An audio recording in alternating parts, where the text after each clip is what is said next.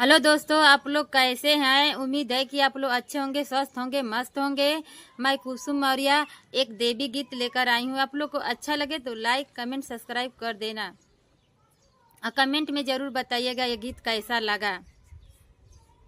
मैया के मंदिर डगरिया में चमके सितारा चुनरिया में। मैया का मंदिर डगरिया में चमके सितारा चुनरिया में। मैया के द्वारे एक अंधा पुकारे, मैया के द्वारे एक अंधा पुकारे। अंधा को नैन दे डगरिया में चमके सितारा चुनरिया में, चमके सितारा चुनरिया में।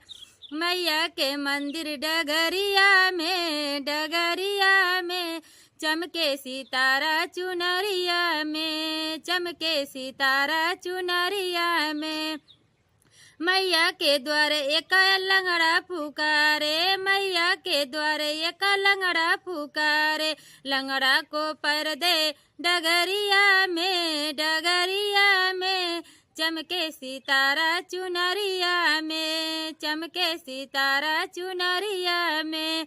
मैया का मंदिर डगरिया में चमके सितारा चुनरिया में, चमके सितारा चुनरिया में।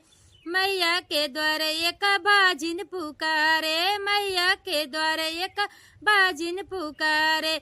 बाजिन को पुत्र दे डगरिया में चमके सितारा चुनरिया में, चमके सितारा चुनरिया में। मैया का मंदिर डगरिया में चमके सितारा चुनरिया में, चमके सितारा चुनरिया में। मैया के द्वारा एक बालक पुकारे, मैया के द्वारा एक बालक पुकारे। बालक को विद्या दे डगरिया में चमके सितारा चुनरिया में, चमके सितारा चुनरिया में।